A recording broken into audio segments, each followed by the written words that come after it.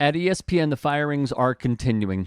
After Max Kellerman was ousted from the network and a round of layoffs, including longtime anchor Susie Colbert, longtime college football analyst Todd McShay, NBA analyst Jalen Rose, football analyst Keyshawn Johnson, anchor and USC Trojan Ashley Brewer, NBA color analyst Jeff Van Gundy, NFL Hall of Famer Steve Young from the Monday Night Football crew, and many, many more, another domino has fallen within this space. One that many are familiar with on NBA broadcasts, that being Mark Jackson, commentator on the network, is out officially, reports Andrew Marchand. This move now opens up the door for Doris Burke and Doc Rivers to take Jackson and Van Gundy's spots on the broadcast.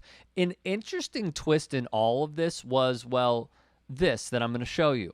ESPN was looking at keeping Jackson as part of a B team with Mark Jones. However, network executives really like J.J. Redick and Richard Jefferson as game analysts and are keen on assigning them better games. That left Jackson in potentially the third team, even though ESPN doesn't make specific declarations. Without Van Gundy, ESPN didn't think Mark Jackson would offer as much, wrote Marchand. He only had 2 years remaining on his contract. Jackson confirmed the news of the departure.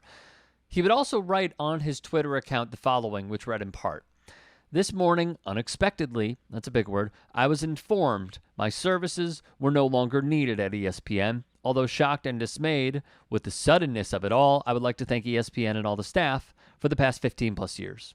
Jackson recently caught a ton of heat for not giving Nikola Jokic a top 5 vote for the NBA's MVP award. Via SFGate, Jackson went straight back into the broadcast booth in 2014, returning to ESPN's top booth after a rocky run as the coach of the Golden State Warriors. On either side of his Warriors tenure, Jackson called the finals with Van Gundy and Breen from 07 to 11 and 14 to 23. Another very big passage in Andrew Marchand's piece was this, and I think it's eye-opening. Unlike Van Gundy, Burke and Rivers are popular at the league offices. The league has also been a fan of Rivers in the broadcast booth. This says a lot to me, and I'll get to it in a moment. First, Doris Burke is a pros pro. She's fantastic at what she does. She has deserved this for a very, very long time. Doc Rivers used to actually call NBA games on TNT.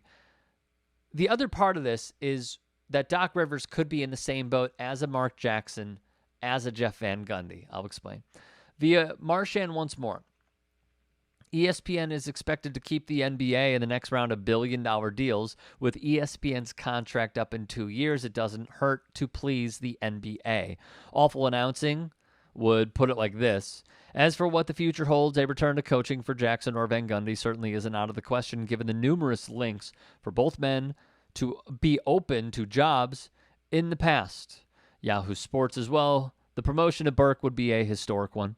She's previously worked the NBA Finals as a sideline reporter and has long been a game analyst for ESPN, most recently alongside Mark Jones on the network's B team. If promoted, she would be the first woman to call NBA Finals games on network television. Doc Rivers has had a very good relationship, as it has been reported, with the league offices, the late Commissioner David Stern, what have you. Al Michaels as well, who used to be a fixture calling NBA games, longtime broadcaster, yada yada.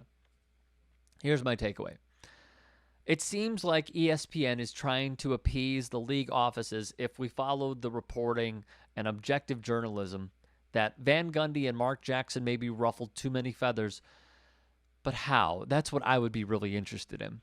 If it is based off of their calls, they were brutally honest, which is what every league should want. Even Pete Rozelle.